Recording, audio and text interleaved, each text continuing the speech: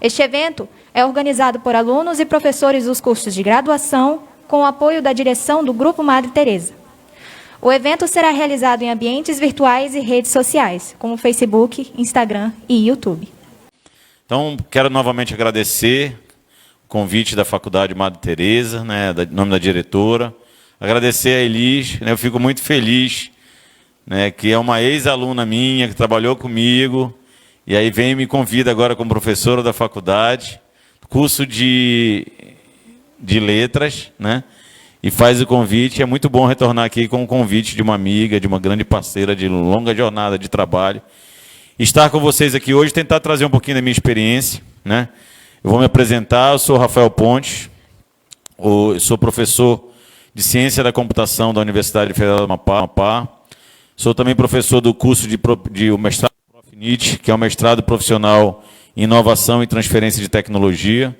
Eu tenho graduação em Ciência da Computação, tenho mestrado em Desenvolvimento Regional e tenho um doutorado em Educação em Ciências e Matemática. E hoje eu sou secretário de Estado de Ciência e Tecnologia e, como professor, que é um pouco do debate que a gente veio fazer aqui hoje, até porque professor é quem forma todas as profissões, eu sou professor desde os 18 anos de idade, né, quando atuei já como professor da área de informática, e venho dando aula em faculdade, já tive a oportunidade de passar um semestre aqui na Faculdade Madre Teresa. E então ter essa oportunidade de trocar esse bate-papo com vocês, e vocês que aí estão agora, né, nesse novo formato, estão online nos vendo, já soube aí que tem mais de 300, não é isso? Tem mais de 300 conectados, fico muito feliz também com essa audiência. Como foi dito, repliquem, compartilhem.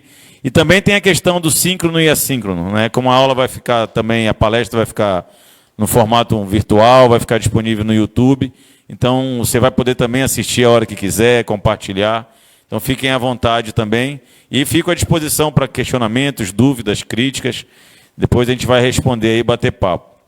Eu vou, como a ferramenta está toda virtual, eu vou ficar fazendo sinal aí para a gente avançar nos slides. Se tu puder passar o slide para mim. Bom, o convite da Elis foi para a gente bater um papo sobre o profissional do futuro, se a gente está online ou offline. Eu vou até começar com uma frase, e também está para dizer, olha, quem quiser bater papo comigo, fazer comentário, as minhas redes sociais estão aí, né, Gmail, Rafa Pontes Lima, vale para o Gmail, para o Facebook, para o YouTube, para o Twitter. Eu também estou online em todas as redes sociais, WhatsApp também, então fiquem à disposição aí para bater um papo. Então, essa questão do profissional do futuro, se a gente está online ou offline, eu vou começar com esse debate para a nossa percepção de mundo. Passa aí para mim, por favor. Toda vez que eu venho para um ambiente acadêmico, eu fico me perguntando sobre um grande debate, se a gente está preparado para aquela brincadeira que a gente faz nas redes sociais. Você está preparado para esse debate?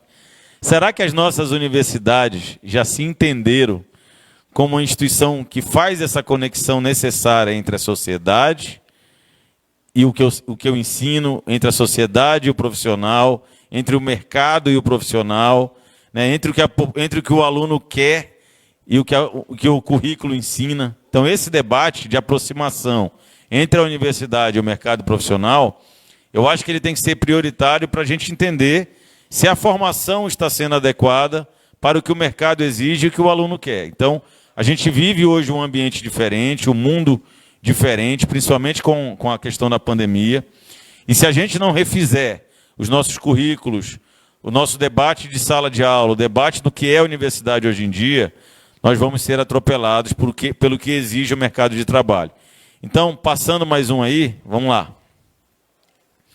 Tem algumas questões de mundo que a gente precisa entender. E faço essas perguntas para quem está nos ouvindo enquanto aluno, enquanto profissional, enquanto professor. Vocês já ouviram falar dos objetivos da ONU, dos objetivos que foram estabelecidos pelos grandes líderes da humanidade, que determinam o que queremos fazer para os próximos anos para a humanidade, para o mundo, né? Sobre a erradicação da pobreza, sobre a fome, sobre o bem-estar e saúde, educação, igualdade de gênero, saneamento, água. Então, é um debate que são 17 objetivos que foram estabelecidos para o desenvolvimento sustentável da humanidade, né? Foram estabelecidos para que a sociedade tenha uma bússola, um norte para onde ir. E parece que a gente, além de não conhecer, como cidadão, parece que a universidade fica cada vez mais distante de tudo isso. A gente já está fazendo uma formação nas nossas áreas de conhecimento, preocupados com a pobreza, em erradicar a pobreza. Nós estamos formando o nosso aluno em enfermagem, em matemática, em educação, preocupado com a educação de qualidade, com a igualdade de gênero. A gente está trazendo esse debate para a sala de aula, para que quando o aluno saia dos bancos da universidade, ele entenda o que é uma redução de igualdades, quando ele discuta o que quer a indústria, a inovação e a infraestrutura, ele entende, tem noção qual que é o tipo de consumo e produção responsável que a gente tem que fazer no mundo. Então, será que a gente está, enquanto faculdade, enquanto ambiente de formação científica, de formação acadêmica, preocupado com esses objetivos? Então, eu faço esse debate, onde tenho ido apresentar palestras, principalmente no ambiente acadêmico, para que a gente reflita também o papel da universidade. Porque é da universidade que vão sair os nossos profissionais do futuro. E aí não importa se ele está online ou offline. Será que ele está preparado para ser esse profissional do futuro? Porque a gente vive algumas questões hoje que são de cunho pessoal, social, na formação cidadã, e esse também é o papel da sociedade. Na minha área de computação, eu falo com tranquilidade, eu não posso mais formar um profissional da computação para desenvolver software ou hardware apenas, para montar uma rede de computadores. O meu profissional da computação, a principal preocupação dele tem que ser o peopleware. São as pessoas que vão usar o computador, são as pessoas que estão conectadas. Então o debate ele é outro. Quando eu falo de computação hoje, eu estou falando de qualidade de vida, eu estou falando de sustentabilidade, eu estou falando de diversos outros objetivos que a ONU já estabeleceu e que, se a gente não preparar esse profissional para atuar, ele não adianta eu debater se ele está online ou offline. A preocupação está em que formação que eu tenho que fazer. Então, essa imagem, para quem está nos vendo agora aí nas redes sociais, para quem está participando desse momento, ela é importante. Pesquisa na internet os 17 objetivos estabelecidos para a humanidade, e você vai começar a pensar a sua carreira a partir desses objetivos. Passa mais um para a gente. Agora eu estou me vendo e te vendo. Ficou legal. Volta lá, mais um. Volta. Isso. Não, volta. Está vendo? Aqui é ambiente virtual, profissional do futuro. A gente está assim, pronto, é naquele? Pronto. E aí eu vou fazer primeira provocação. Eu falei da universidade, falei dos objetivos da ONU, dos 17 objetivos. Eu vou fazer uma pergunta para a gente em sala de aula, para o ambiente universitário. E aí vale para os professores que estão nos assistindo. Você, professor, quando prepara a sua aula, quando vai trazer o debate para a sala de aula, quando vai organizar o seu plano de ensino, o seu plano de aula, você se preocupa qual o impacto que a sua aula vai promover no aluno que está ali assistindo a aula? E o impacto de várias formas, em você mesmo. A sua aula provoca impacto em você. Estou dando aula de matemática. Faz sentido para mim, ela me impactua, ela afeta a minha evolução como professor, como cidadão. Então, quando eu estou preparando a minha aula, eu tenho que pensar nisso. Porque a gente transmitir conhecimento, ou debater conhecimento, ou compartilhar conhecimento, aquele conhecimento que eu levo para debater em sala de aula, ele também me impacta. Será que eu estou fazendo um conhecimento que tem significado e que provoca impacto em mim? É uma questão. Ele impactua o aluno, ele é só mero transmissão de conhecimento. Será que eu estou vindo para uma aula de matemática, ensinar operações com frações, e estou ensinando como eu aprendi apenas e transmitindo esse conhecimento? Ou será que eu estou preparando de fato o meu aluno, que será um futuro professor de matemática, a ensinar matemática com qualidade, com significativo? Então, esse impacto também precisa ser avaliado.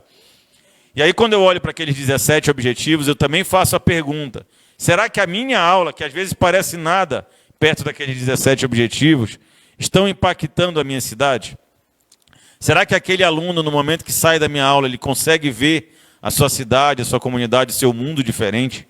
Porque é esse um recado que eu tenho que passar em sala de aula também. Será que eu, como professor, estou conseguindo transformar o meu aluno para que ele seja um cidadão melhor, além de um profissional melhor? Isso é uma outra questão, e eu faço com perguntas. Eu não tenho respostas definidas para isso, tento fazer o meu papel. E aí eu perguntei sobre você, professor, e como é que você impactou no aluno, e vale para os alunos também. Será que quando eu venho para a aula, eu venho disposto a ser um profissional melhor, a ser um cidadão melhor, a me preparar melhor, será que eu não estou fazendo faculdade só para ser status? Para dizer que estou fazendo faculdade? Será que eu não estou fazendo faculdade só para dizer que estou fazendo algum curso? Ou eu estou preocupado com o mercado de trabalho, ou eu estou preocupado em me qualificar para ser o melhor profissional naquela área do conhecimento? Então, são questões que a gente falar de profissional do futuro antepassam a questão de estar online ou offline. São questões da formação individual, do cidadão, e com isso a gente vai conseguir impactar, inclusive, as nossas instituições. Será que a Faculdade Madre Teresa é impactada com a aula que eu promovo? Com a minha aula daquela disciplina? Será que eu consigo transformar um aluno melhor, para ele ser o melhor profissional no mercado, para que ele tenha orgulho de dizer que é um profissional da Madre Teresa, formado pela Faculdade Madre Teresa? Ou você que está nos assistindo, quando te perguntam o que você faz, você não diz que é da Faculdade Madre Teresa porque você não foi impactado pelas aulas que são ministradas na Madre Teresa. Então são questões que talvez a gente não perceba, mas cada aula que eu ministro, ela promove impacto em tudo isso, na gente como professor, no aluno, na cidade, na instituição e também no mercado. Porque é lá no mercado, seja ele o social, o indústria, comércio, seja o serviço público, privado, é esse aluno que passou comigo 4 anos estudando numa faculdade, ele vai ser o meu reflexo lá naquela empresa. Ele vai ser o meu reflexo naquela comunidade. Então, quando a Eli chega aqui e diz que é aluna, foi aluna do Rafael, eu já fico muito orgulhoso dela ter me convidado para voltar. Algum impacto eu provoquei na vida dela. E vice-versa, ela está me impactando quando eu percebo que um pouco de mim está nela e ela conseguiu refletir isso muito bem na sociedade, na comunidade. E ela agora está causando impacto, de alguma forma tem um pouco de um resquício meu aí nessa história. Então, essa percepção, como diz o Paulo Freire, ensinar não é transferir conhecimento, mas criar possibilidades para a sua construção. É fazer parte dessa construção, é o primeiro papel do professor que vai formar o profissional do futuro.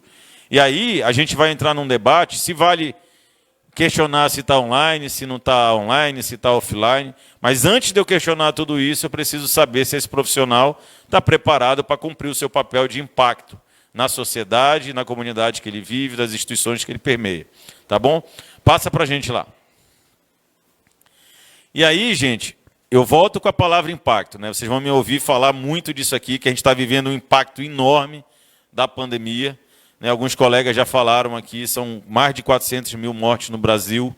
Né? E lá no início da pandemia a gente ouviu pessoas, líderes, dizendo que isso não chegaria a 1000 mortes, né? Falando que era algo, uma gripe, que era simples. E não, isso é muito sério.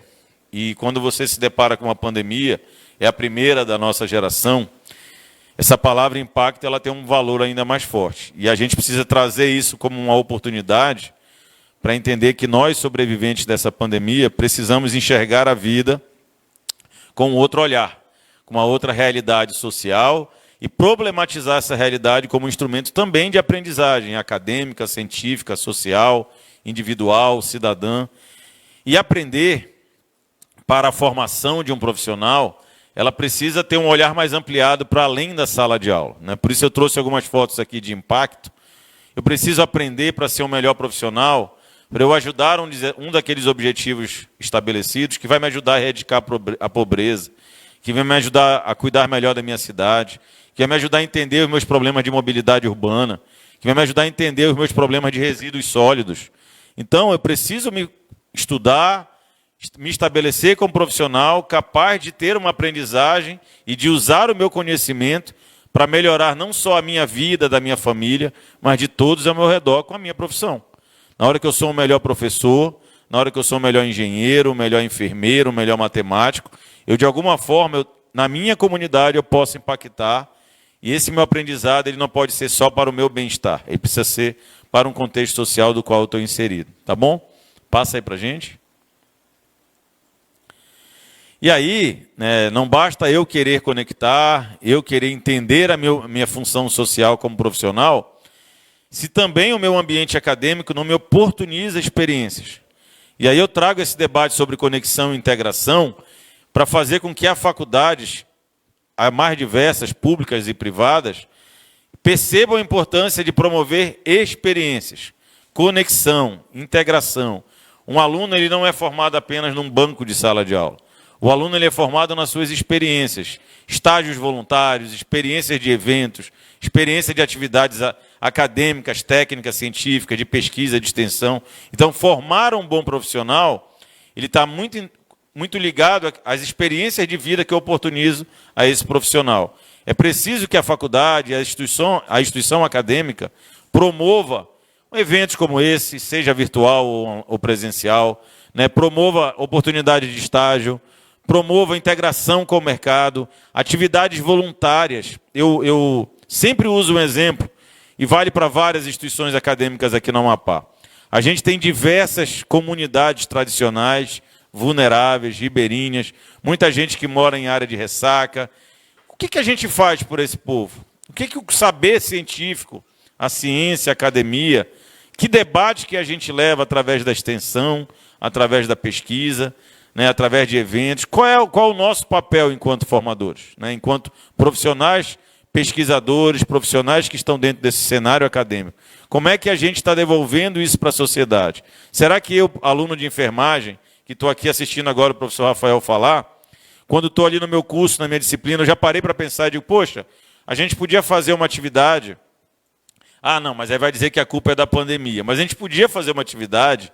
Vamos para dentro de uma área de ressaca, para uma comunidade tradicional, uma comunidade ribeirinha. Por que a gente não pode fazer um trabalho social, né, de arcar mesmo com as nossas custas, de ir fazer um trabalho de prevenção, ou levar algum saber científico que a gente aprendeu na faculdade e entregar isso à sociedade como experiência de vida, como experiência profissional. Então, essa conexão e essa integração entre a sociedade e o mercado, ela é fundamental para a formação do profissional do futuro, do presente e do passado.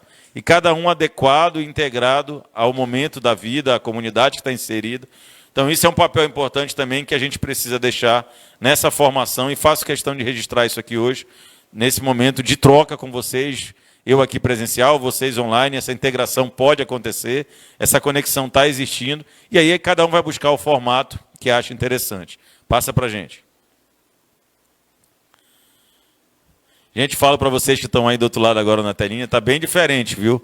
Essa comunicação, e eu estou muito tempo fora de sala de aula, então para mim está muito bacana. Eu acho que é legal a gente montar esses ambientes mesmo na faculdade, para o professor que vai dar aula. Eu tinha dito para ele que era melhor fazer de casa também, mas é legal, fica bacana. Se tiver uma estrutura dessa aqui, está muito legal. Dar os parabéns à Faculdade Madre Teresa também. Depois a gente só vai posicionar melhor a estrutura do ar-condicionado. Mas ficou muito boa a estrutura, o equipamento está muito bom, áudio está legal, retorno de imagem, ficou muito bom. Eu não sei se estão usando assim nas aulas normais, né, mas ficou muito interessante. Eu estou feliz e para mim está sendo uma experiência ótima. E voltando, eu trouxe alguns exemplos do que eu, na minha experiência dentro da universidade, né, não só na experiência como professor, mas experiência de gestão também. Eu fui pró-reitor de extensão e assistente estudantil da Unifap durante alguns anos, além de diretor de TI. Algo que eu percebo que funciona muito bem nessa conexão e integração entre a universidade e o mercado é a gente estabelecer modelos. Hoje eu tenho ouvido os alunos falarem muito de atlética e outros exemplos de organização que eles fazem dentro das faculdades, mas eu ainda volto para o meu tradicional, que eu conheço, que é a mesma coisa no sentido, né, dos nomes, e a função é a mesma, apenas com uma estrutura diferenciada. Mas a empresa júnior ou atlética, ou algum outro modelo organizacional, funciona muito bem para que o aluno experimente as suas entregas para o mercado de trabalho. E para chegar numa empresa júnior, você pode testar através de um projeto de extensão, você pode criar um escritório modelo onde você valide de forma voluntária o serviço ou produto que você entrega, até que você consiga chegar a uma empresa júnior com seu CNPJ próprio, plano de negócio montado, plano de custo, né, portfólio de serviços e produtos, plano de marketing, e fazer, de fato, uma primeira experiência da sua entrega profissional para o mercado de trabalho. Eu não sei como é que está funcionando hoje aqui na Madre Teresa, acredito que tem nessa estrutura, mas por onde passei, nas faculdades que passei até hoje, né, já estão me dando sinal aqui que tem mesmo, funciona bem aqui na faculdade. Então é uma das experiências mais válidas, e você que está nos assistindo, se ainda não passou por uma empresa júnior, ou um projeto de extensão, ou um escritório modelo, passe, pois vale a pena, é muito interessante, é um primeiro contato que você vai ver com um ambiente de trabalho real. Então, não tenho nenhuma dúvida que dentro desse contexto de impacto experiências e oportunidades que eu venho falando na construção dessa palestra. Esse momento da empresa júnior, para quem está na faculdade e quer se imaginar como profissional do futuro, de novo, independente se é online ou offline, tenho certeza que as empresas júnior serão uma ótima experiência. Passa para a gente? E aí só um pouquinho de entender o que é uma empresa júnior, uma incubadora. E eu vou dar um spoiler aqui do que vai acontecer lá na secretaria. Como eu falei no início da palestra, eu sou secretário de Ciência e Tecnologia do Estado hoje, né, e a gente vem conversando com os 16 prefeitos do Estado, temos conversado com outros colegas secretários de Estado e vamos colocar no ar, assim que passar esse período mais grave da pandemia, o período de lockdown, e a gente conseguir ter um pouquinho mais de estrutura aí para poder avançar um pouco nas atividades presenciais, nós vamos inaugurar um espaço de incubadora de empresas, na verdade reinaugurar com uma nova roupagem, com um novo formato, uma incubadora de empresas dentro do espaço da Ciência e Tecnologia do Estado do Amapá. Ali é uma estrutura do IEPA, né, onde funciona a estrutura administrativa da CETEC, da Fundação de Amparo à Pesquisa, FAPEAP, que tem como parceira também vinculada ao EAP. Então, lá dentro, nós estamos montando um novo formato de incubadora, chama OCATEC. Então, também tem um símbolo nosso aqui da Amapá, e tem a ideia de OCA, né, de trabalho em comunidade, vem aí da nossa origem indígena. Então, um símbolo de uma OCA, trazendo toda a questão do trabalho cooperado, integrado. E é uma OCATEC, né, um espaço de integração que vai dar nome à incubadora, que vai oportunizar mentoria, palestras, oficinas, cursos, fomento, preparação para escrever projetos para captar recursos em editais, captar recursos na FAP, que agora inaugura um novo crédito. Primeira vez que o Estado do Amapá aloca um recurso de crédito para inovação. Tem quase R$1 milhão disponível agora na FAP, para que você possa acessar recursos para fazer inovação no Estado. E na OCATEC nós vamos preparar para ser anjo investidor, trazer anjos investidores para conversar com os inventores, trazer os mentores para bater um papo, para acompanhar o processo de uma ideia, prototipar produtos, negócios, serviços, né, estabelecer contato com as fontes de financiamento. Então, todo esse trabalho do ecossistema de inovação, nós estamos trazendo agora para dentro da OCATEC, e em breve vai estar disponível a toda a sociedade amapaense, né, além de vários editais que a gente tem feito. Né, o Amapá, em 2007, colocou a Lei de Inovação no ar, né, junto com a Lei de Inovação Nacional. Nós também fizemos o nosso Marco Legal da Ciência, Tecnologia e Inovação, que já regulamenta todo o setor de inovação. Já entramos na Lei de Informática, né, o Amapá ficou de fora por 10 anos na Lei de Informática. Logo que cheguei em 2017 na Secretaria, com o pedido do governador, nós submetemos o ingresso do Amapá e conseguimos. Então, hoje, os amapaenses passam a ter acesso também ao crédito da Lei de Informática. Então, são vários incentivos fiscais que já estão disponíveis e a gente tem que se organizar, né, como empresa, como instituição acadêmica, instituição de inovação, para que a gente consiga também acessar esse recurso e se beneficiar. Então, além dos editais, né, ano passado nós já fizemos o Centelha, que é um edital de fomento a ideias. Não sei se alguém que está nos assistindo participou, mas o Centelha oportunizou mais de R$1 milhão no Estado do Amapá, acelerando 15 ideias para que se transformassem em empresas. Isso está acontecendo agora com Minância, né, que as empresas vão escalar produtos, negócios, serviços. 2 dessas empresas que participaram do Centelha já estão participando de prêmios e aceleração nacional. Então, você que está nos assistindo agora, que está participando essa semana, que tem como pauta o profissional do futuro, você também precisa estar conectado no sentido de estar olhando as oportunidades, editais, estruturas de inovação, fomento, para entender como que você da enfermagem, será que eu da enfermagem posso ter uma startup? Por que não? Vem para a incubadora, participa dos editais, submete projetos, que eu tenho certeza que você vai entender que esse mundo também é para você. Né? Eu posso dar como exemplo professores da Unifap, professores da UEAP, do IFAP, de outras faculdades particulares. Eu não lembro de ter visto alguém da Maria Tereza, mas eu também vou dar uma olhada. De área de saúde, né, que submeteu o projeto para startups, que hoje, inclusive, uma dessas startups que estão concorrendo à mentoria fora da Amapá é da área de enfermagem. Então, é uma oportunidade que vale para todos. Tá? Enquanto eu pego a minha água aqui, tu passa um slide, tá bom? Pode passar.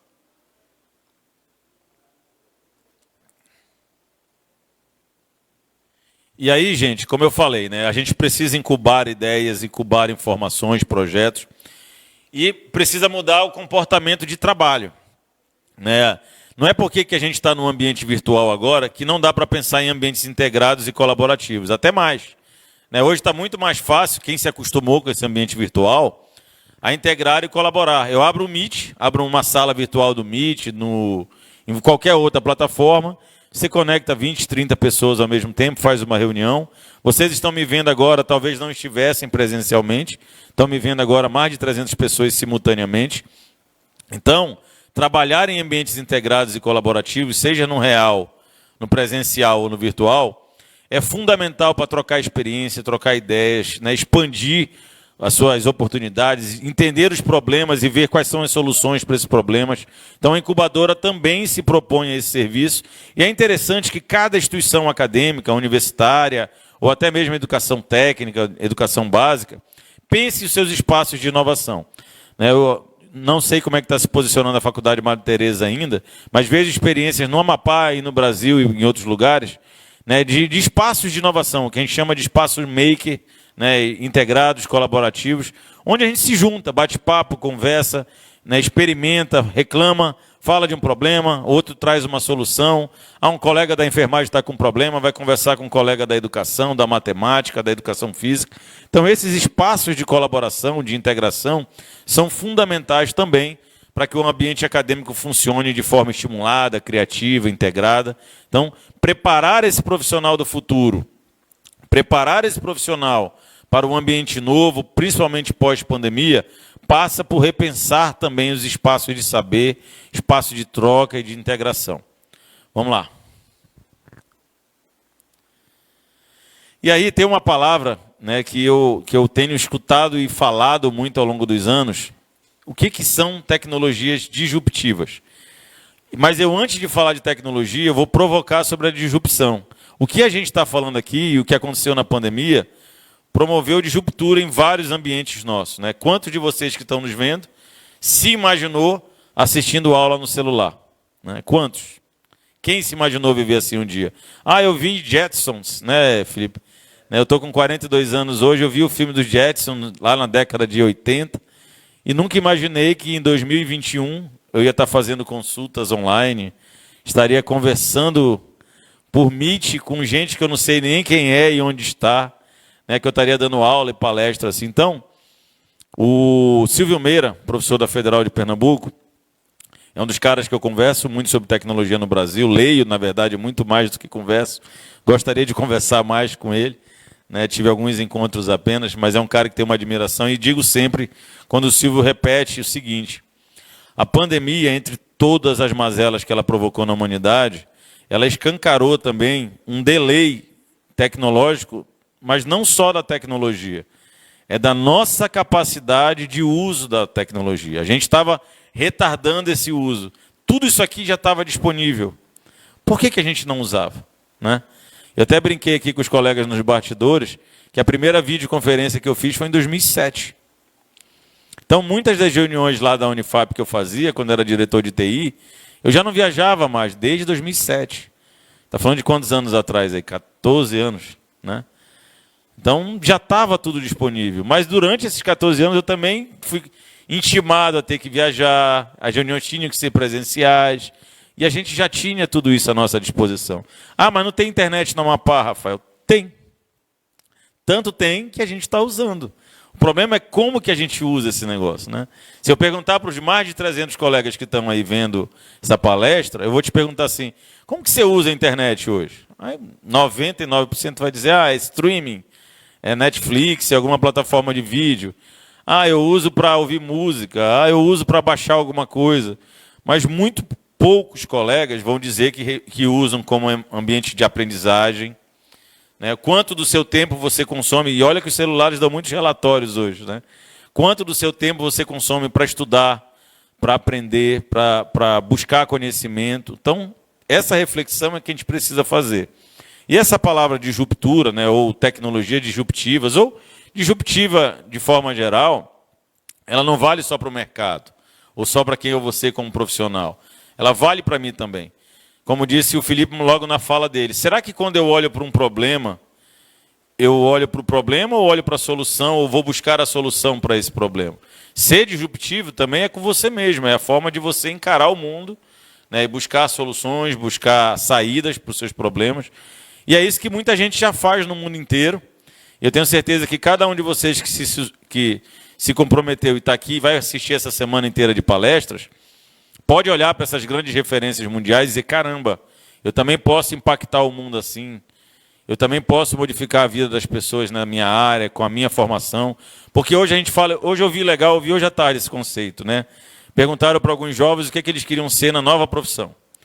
Muitos já dizem, quero ser influencer, né? Mas, gente, o que é ser influencer? Você tem que ter mensagem, conteúdo, então também tem uma preparação para isso. Qual é o seu conteúdo? Também foi falada a palavra propósito. Qual é o seu propósito como influencer, né? Então, qual é o seu recado que você vai passar? Então, não adianta, nada é estalar de dedo fácil. Você precisa se preparar. E se preparar passa por entender também qual é o seu propósito, quais são as ações e como é que você se comporta diante de qualquer coisa, de uma dificuldade, de uma relação com o próximo. Então, eu não gosto de aula virtual. Já tentou? É igual aquela história, eu não gosto de chuchu, já comeu? Então, a gente tem que experimentar, a gente tem que tentar. Então, eu queria falar um pouquinho dessa palavra de disrupção com vocês. Passa aí para a gente, por favor. Ele também está se adaptando ao novo mundo digital, a gente está se organizando. Na próxima palestra, ele já vai conseguir conectar o ponteiro do mouse com o ponteiro do programa dele ali. Vai ficar tudo mais fácil. Mas tudo é aprendizado, pode ficar tranquilo que está excelente. Eu estou super confortável aqui. Mas olha só, disruptura. Vocês já ouviram falar do Uber? Né? O Uber ele não mudou só a vida dos taxistas, né? Os taxistas vivem aí com debate, brigando com o Uber e tal, mas ele mudou a nossa forma de locomoção, né? Todo o conceito de mobilidade urbana mudou, né? A gente hoje questiona se precisa comprar carro, antigamente tinha que pegar um táxi, a gente ia para um ponto de táxi, a gente deitado na cama, a gente chama o Uber, né? Então o conceito de mobilidade urbana mudou muito, graças a alguém que ousou mudar o mercado que estava estabelecido de forma tradicional há muitos anos. Já ouviram falar do Airbnb? O Airbnb é uma das maiores empresas de hotelaria do mundo. Não tem um quarto de hotel.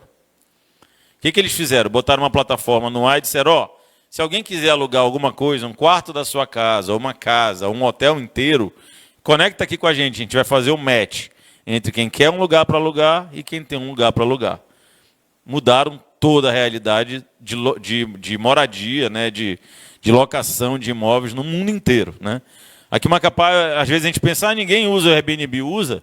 Tem muita gente que aluga, deixa disponível um quarto na sua casa, um kitnet, um apartamento.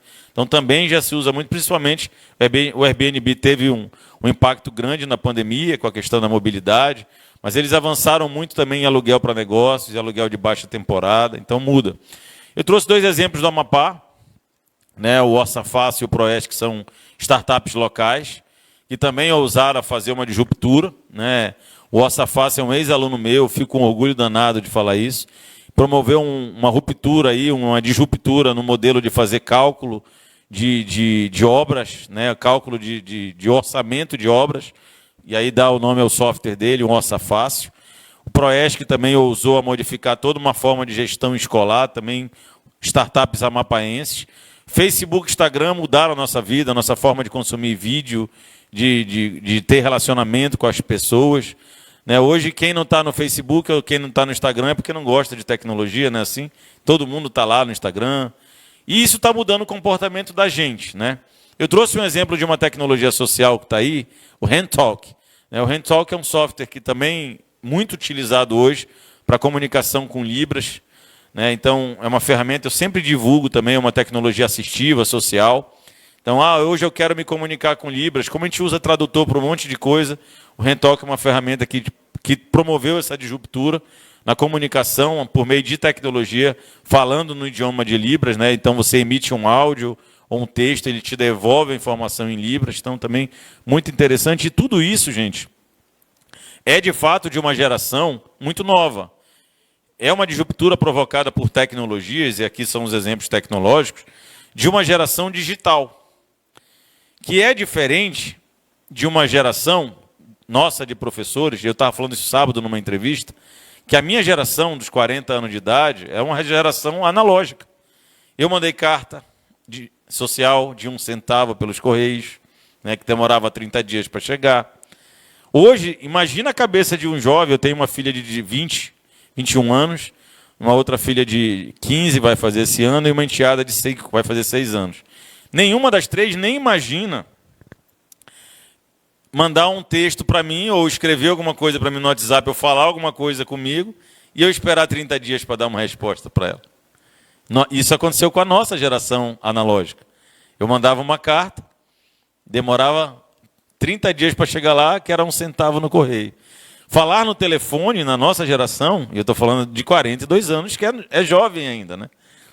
A gente ligava por telefone de orelhão, não sei se quem está nos vendo aí, né, de alguma forma, vai lembrar. Você ligava para um telefone de alguma comunidade no orelhão, geralmente eu ligava e dizia, quero falar com a dona Maria, e quem atendia do outro lado, quem é? Ah, a dona Maria não está, então chama ela para mim, espera aí que eu vou chamar. Não, espera aí, eu vou desligar o telefone, que a ficha custa caro. Né? Então, a gente conviveu com o orelhão. Então, a realidade de tempo e espaço era outra, completamente diferente. Então, a gente falava de pegar um táxi, a gente ia para o ponto de táxi, ficava esperando o táxi, olha. Aí aparecia um táxi, a gente gritava, ele já vinha cheio, porque a gente olhava para a luzinha lá de cima, e a luzinha estava apagada, e na verdade era para estar ligada. Então, assim, nós conseguimos com a tecnologia mudar tudo isso. E aí, quando me convida para conversar sobre profissional online ou offline, eu trago essa palavra de ruptura para entender que também é no humano. Você precisa provocar essa disruptura. Ah, mas eu sou de uma geração analógica e eu não quero me envolver com esse negócio. É inconcebível pensar hoje, eu quero ser professor. Mas eu não quero mandar e-mail. Mas eu não vou falar em grupo de WhatsApp. Eu não vou disponibilizar material online para os meus alunos porque tem que ser em apostila. Eu ainda vou... Gente, quando eu ouço um colega meu dizendo que vai deixar xerox na reprografia para o aluno tirar xerox, me dá um arrepio. Mas é uma realidade até hoje. Rafael, mas tu está falando de uma comunidade que já é toda online. Tudo bem. Eu estou aqui falando que não dá para eu pedir para um colega fazer reprografia em algum lugar que você tenha outros métodos. Se eu estou na Madre Teresa, que me disponibiliza tudo isso aqui, eu não posso mais falar de xerox. Mas tem gente que teima em falar de xerox. Não promoveu ainda uma disruptura. Onde que eu vou falar de xerox? Onde está analógico ainda. E aí é uma outra briga, como cidadão, como gestor que sou hoje, como professor. É uma outra briga para que a gente busque igualdade de oportunidades, igualdade de direitos, né? Presença do Estado, presença de estrutura para todos. Muita gente da sociedade ainda está isolada digitalmente. A gente ainda vive um breu digital no Amapá, em várias comunidades do Amapá, no Brasil e no mundo. Então aí é um outro debate. Mas dentro do ambiente conectado, não dá mais para imaginar um profissional que não queira se conectar. Não querer se conectar é uma opção pessoal. Eu não quero usar redes sociais como pessoa, mas como profissional você vai usar, porque o mundo está ali hoje e não tem mais volta. Outro dia eu estava num debate com meu pai questionando isso, mas quando é que isso vai acabar? A gente está numa fase agora de transição. O pessoal reclama, a gente vai almoçar em família, está todo mundo no celular. Né? Mas isso é novo e a gente tem que se adaptar, não dá para excluir o celular. A minha tese de 2014, do doutorado, fiz doutorado de 2010 a 2014, e é recente, né, se a gente pensar. Uma das perguntas que eu fazia era como é que o professor enxergava o celular. Se era um inimigo ou um aliado, né, e como é que ele usava esse celular. Em muitas escolas que eu cheguei, 2013, 2014, tinha uma caixinha na mesa do professor, que era obrigatório que quando o aluno chegasse, ele deixasse o celular dele lá. E aí, gente, vai para essa pergunta de hoje. Na hora que a gente acaba a bateria do nosso celular, ou que alguém toma o nosso celular, qual é a sensação que a gente fica? Literalmente, você que está nos vendo, de estar offline. Aí você imagina, o aluno já não está muito afim de assistir a aula. Ele vem para a aula. De manhã cedo, ou depois do almoço à tarde, ou à noite cansado depois do trabalho. E a primeira coisa que o professor diz para ele, fique offline, me dê seu celular. Não dá. Então, essa disruptura, ela passa por essa percepção pessoal de uso da tecnologia, de uso desse novo ambiente que a gente vive hoje. E aí a gente precisa entender como aplicar isso na nossa profissão. Passa lá para a gente. Quando eu faço a pergunta assim, quais são as novas profissões? Está aí o BBB que mostrou. A Juliette era maquiadora, ela era advogada. E ela era uma pessoa bacana, que caiu nas graças do público, né? Teve não sei quantos milhões de seguidores, já deve estar batendo os 30 milhões de seguidores. Né? O Gilberto, um cara engraçado e tal. Por que eu estou falando de BBB aqui? Porque esse é o mundo que a gente está vivendo hoje. Ali o BBB ele é uma realidade igual a nossa. Né? Onde a gente passa hoje, a gente está sendo monitorado. O que a gente fala hoje está sendo gravado, escutado, visto. Né? E a nossa vida é um Big Brother. E entender que a vida é um Big Brother, as percepções de profissões também são outras. Quando a minha filha está olhando no celular, ela estava se preparando no vestibular 2 anos atrás e olhamos só para o celular.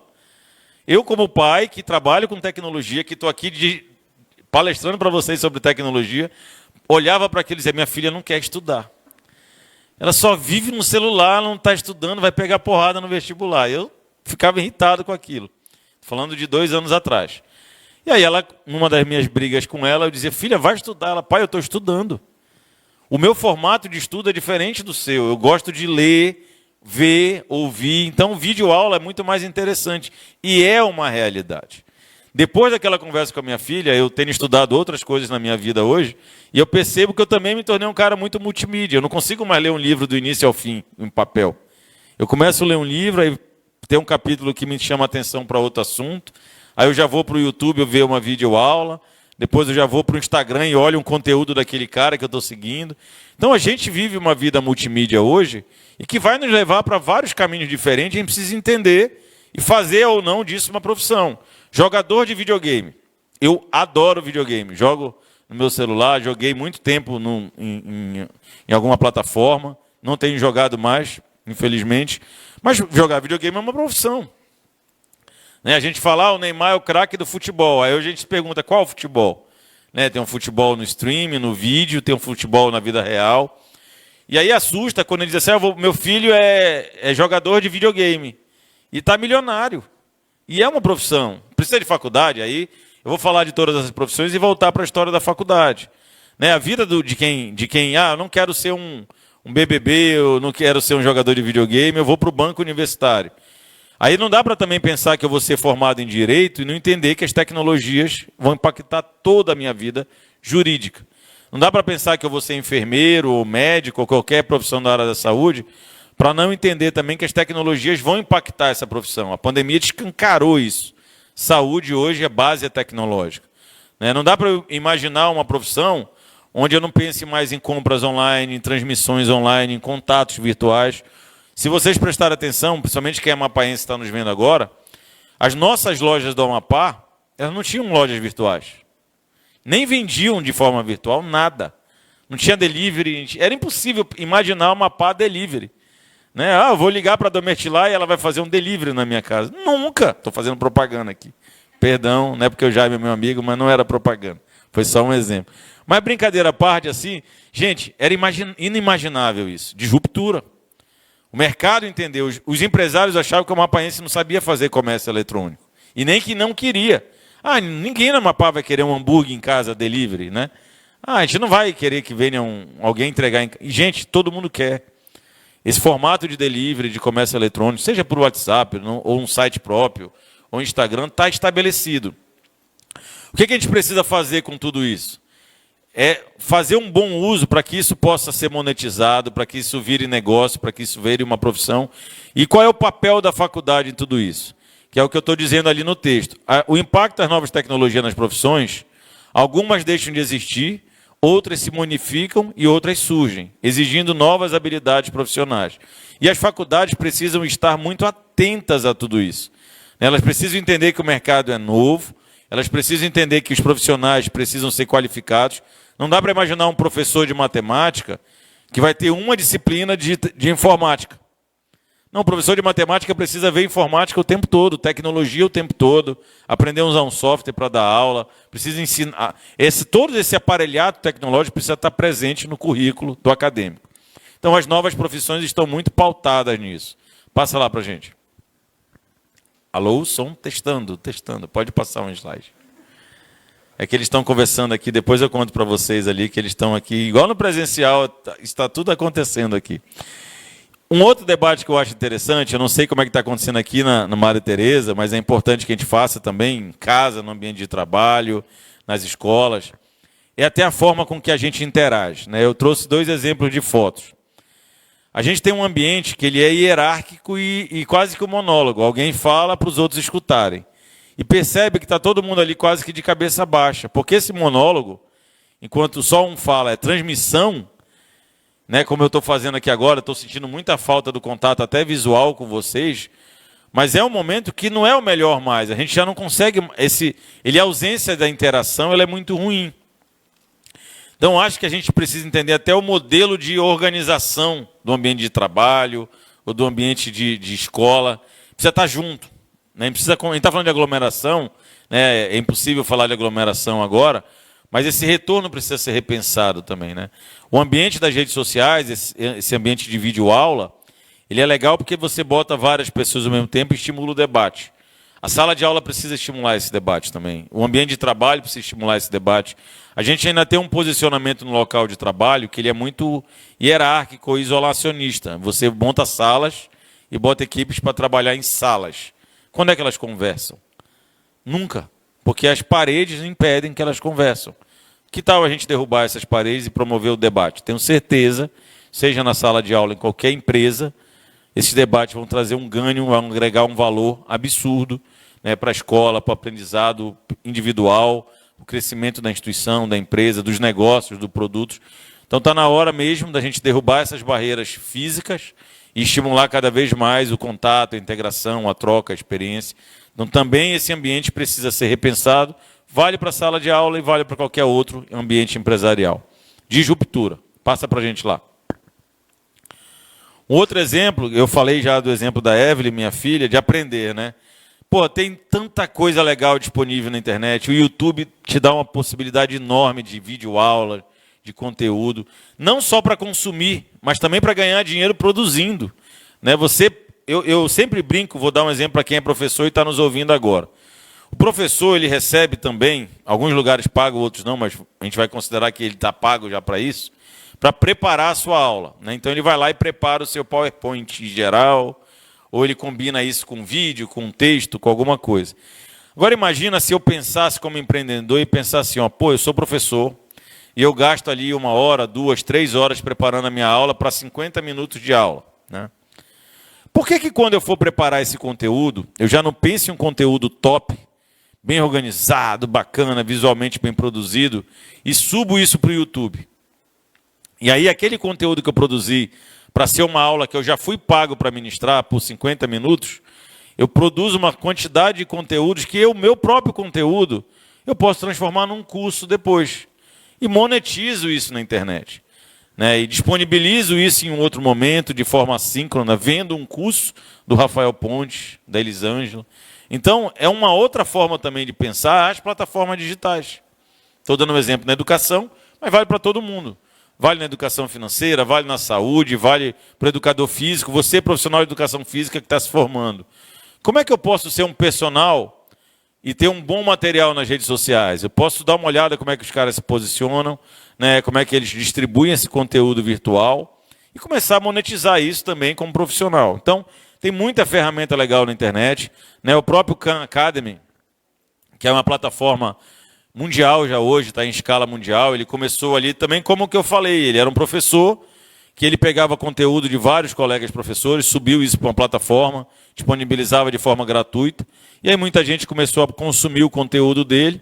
O Bill Gates foi lá, pôs a mão, organizou a plataforma e alavancou ainda mais a plataforma. Como tem os TED Talks e vários outros conteúdos disponíveis aí de forma gratuita, que você pode também ser um conteudista desses ambientes. Passa lá para a gente. E aí veio a pandemia. Né? A pandemia começou a trazer um debate para a gente de home office, né, de novas oportunidades. Eu queria frisar no home office. Quando me perguntaram como é que vai ser o profissional do futuro pós-pandemia, também não tenho resposta. Espero que a pandemia a gente consiga estar cada vez de forma mais rápida vacinados. Né? Eu ainda não tive a oportunidade de tomar a primeira dose, mas espero que isso aconteça logo e a gente precisa que isso aconteça. Ainda tem muita gente morrendo diariamente, mais de 2.000 pessoas no Brasil. Isso também tem um impacto grande em cada cidade, em cada estado, e no país inteiro e no mundo. E aí o home office se posiciona como uma oportunidade que eu não acho que vai acabar. Ele pode até diminuir, o ser humano ele tem uma questão de adaptação, a gente pode voltar para o modelo presencial em alguns lugares, mas o home office não tem mais volta. Ele já acontecia muito forte em algumas profissões, no judiciário é muito forte, na área de TI ele é muito forte, sempre foi. Eu sempre trabalhei com projetos com muita gente espalhada em tudo quanto é lugar, de forma online. Então é um modelo que a pandemia expandiu, né? Expandiu para outras áreas. A gente ainda tem culturalmente a necessidade principalmente de controle, né? De cobrar que o funcionário esteja visualmente ao nosso olhar, ao nosso toque, que a gente consiga controlar a produtividade dele.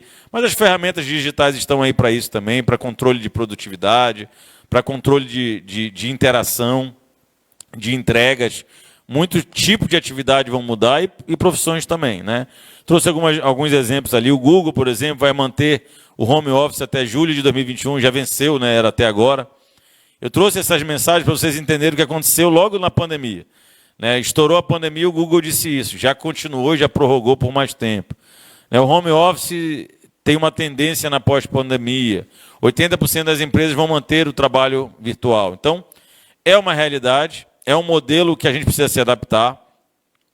Mas tem um outro debate que também a gente precisa fazer, principalmente no Brasil, que tem um regramento mais específico para políticas de trabalho, né? Nosso modelo de regulação do trabalho ainda é diferente no Brasil. E esse debate eu tenho feito com muita gente para entender o seguinte. Vamos pegar o exemplo Madre Teresa e vale para qualquer outra instituição. Na hora que eu exijo do meu professor e do meu colaborador que ele se equipe para ele levar a internet para a casa dele, o computador para a casa dele, toda essa estrutura tecnológica para a casa dele, a gente tem que refletir se parte do custo dessa operação eu não estou só transferindo para o meu colaborador. E isso vale para qualquer empresa. E aí a gente vai entrar numa discussão, num debate de custo, de valor, de preço, de quanto está sendo precificado esse produto. Será que o valor das lojas de varejo que passaram a comercializar online poderia ser reduzido? Será que modificou o impacto desse valor? Será que a gente pode discutir redução de custo? Será que o valor da aula no Madre Teresa não está muito compartilhado com os professores e a gente pode rever esse modelo? Então, é um outro debate. As leis trabalhistas vão mudar, as leis da relação de negócio vão mudar e a gente precisa fazer. O home office se põe, né, na necessidade do debate, e ele vai alargar isso para vários modelos. Tenho visto um debate na área do direito muito forte sobre isso, e são oportunidades e gargalos que a gente vai resolver e vai dirimir e vai se adaptar, e esse profissional do futuro vai precisar estar cada vez mais adaptado a esse modelo também. Passa para a gente?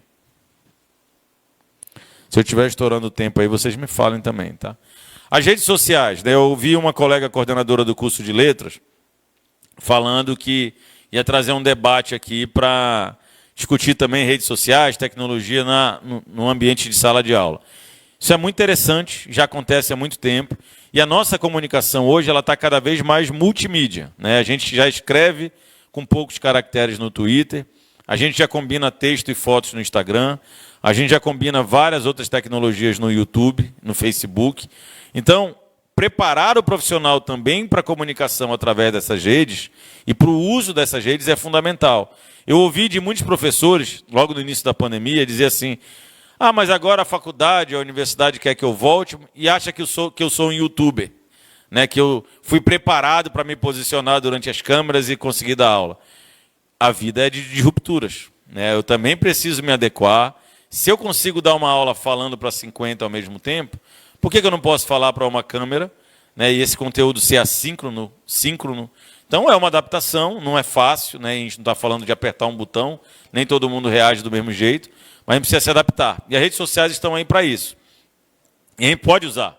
Né, dá para eu ter um grupo de WhatsApp, compartilhar e fazer um modelo de sala virtual com a minha turma, compartilhar o conteúdo antes.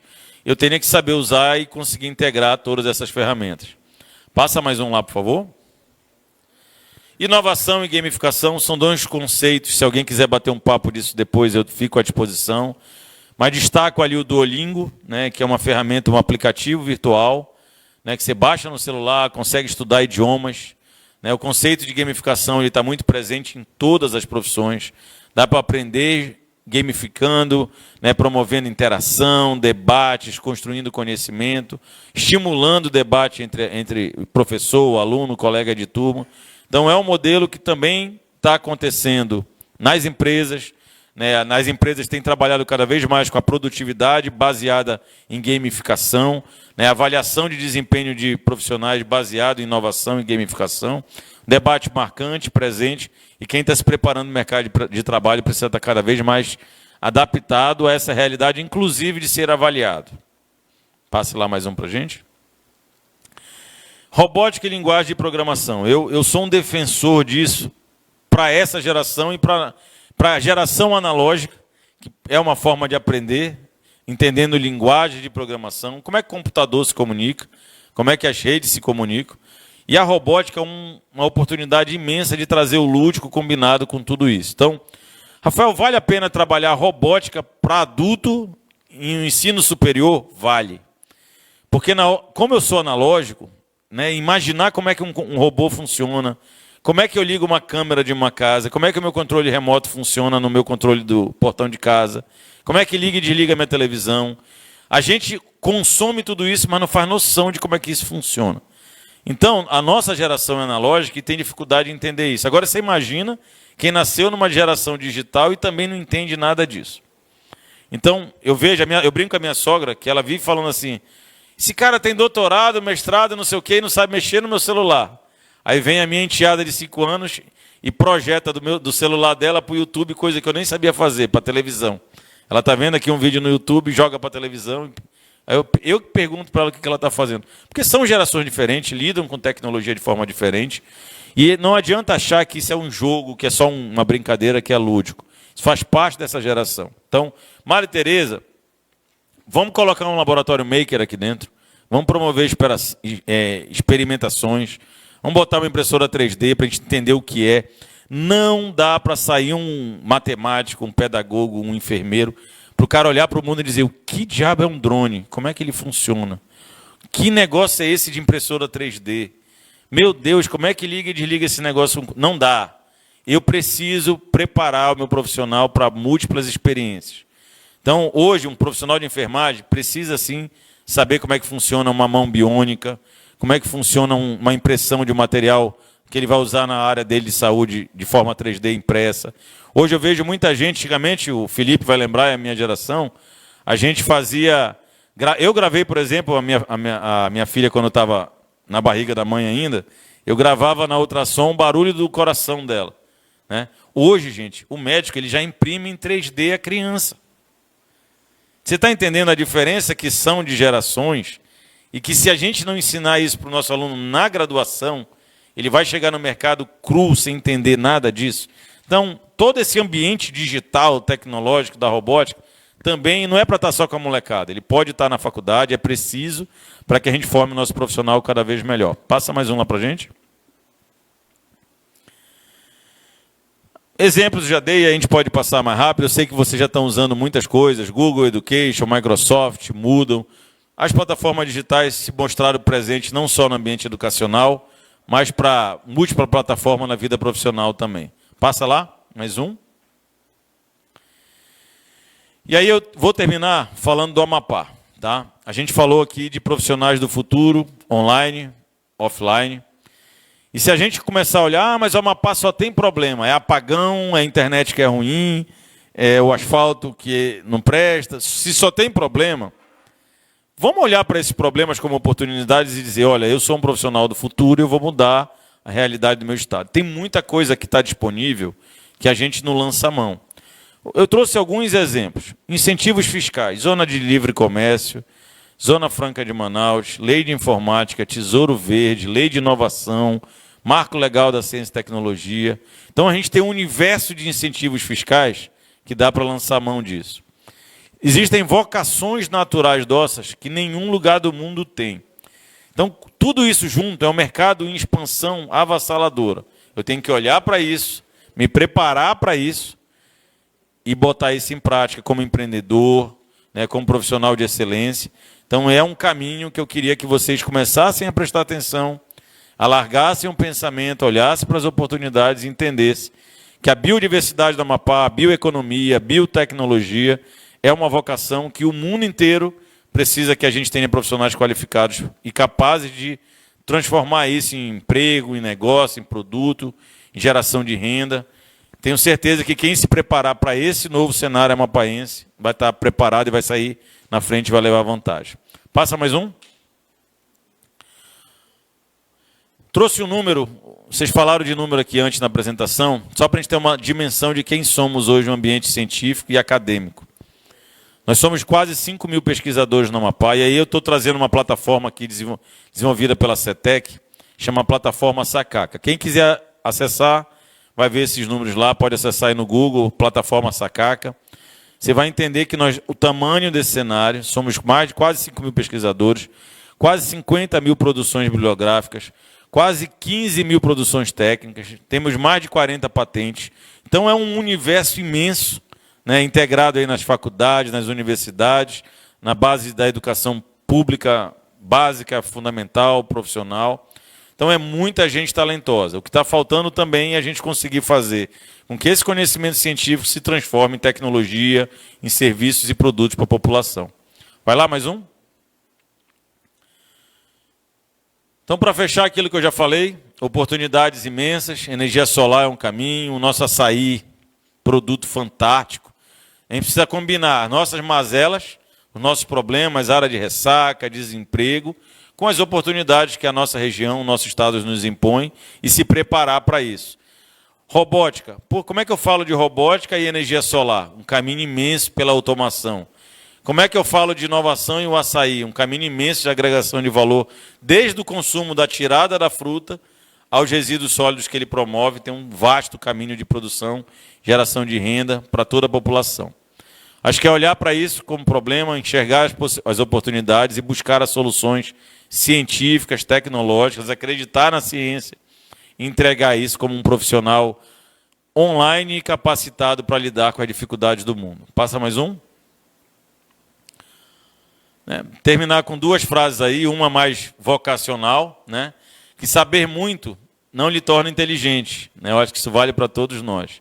A inteligência se traduz, sobretudo, onde e como se aplica esta informação. E tem um outro cara que eu gosto muito também, pode passar,